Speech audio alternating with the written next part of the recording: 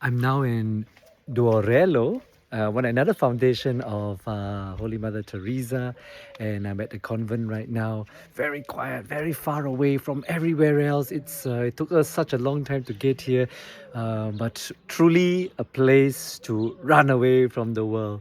So I'm very sure that the sisters here, they really live in prayer and solitude and much consolation in the Lord. More pictures if I can show you, but this is all I'm going to mention. I'm going to speak for the moment.